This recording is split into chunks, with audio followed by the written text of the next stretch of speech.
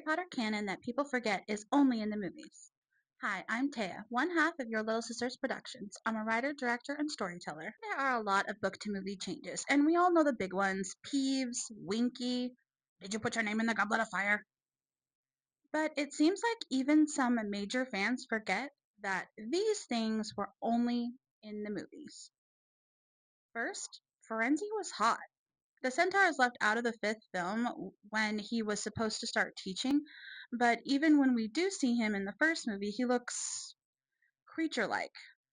Not a hot blonde guy who just happens to have half a horse body. A lot of fans forget this and think of centaurs as more animalistic like they are in the movies, being completely CGI. Second, their outfits. In the books, they are always wearing robes, not uniforms, and definitely not muggle jeans and sweaters. The Hogwarts uniform is black robes. They're not color coded, they're not cloaks over boarding school uniforms. Oh, and everybody is wearing hats. Third, hair. Hermione's hair is bushy and she has buck teeth. Petunia and Dudley are blondes. Any toys showing the Muggle family with brown hair are only accurate to the movies.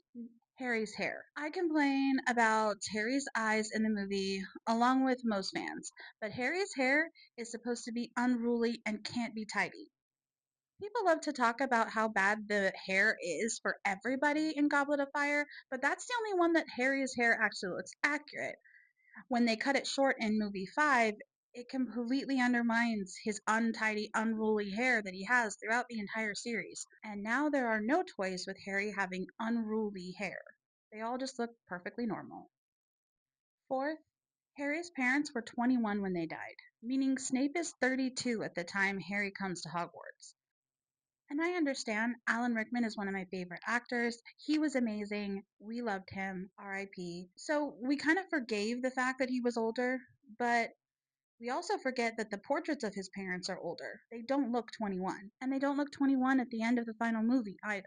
So a lot of people forget just how young they were when they lost their lives. And the last thing I think people forget that is only movie canon, the footprints on the Marauders map.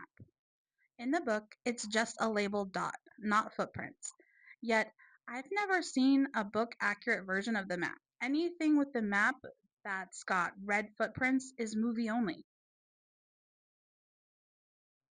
Sometimes a figure that talks in a word bubble appears, but that's just one time to give instructions. This is why most book fans don't wonder how Fred and George figured out the passphrase of "I solemnly swear that I'm up to no good" or phrase to close the map, "Mischief Managed." It's obvious because it either shows you on the map with a talking bubble, which is how Harry finds out about the passageway into Honeydukes, or it is either Moony, Wormtail, Padfoot, and Bronx talking to the reader through the front of the map, like they do when they insult Snape. Read it. Messrs. Moony, Wormtail, Padfoot, and Prongs offer their compliments to Professor Snape Go on.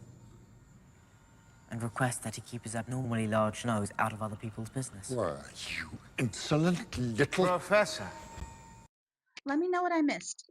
What other things are movie canon only that people just kind of accept as being canon, even though they were not in the books? Leave a comment below and be sure to subscribe. We upload as soon as our videos are ready, so ring the bell so you never miss anything from Your Little Sisters Productions.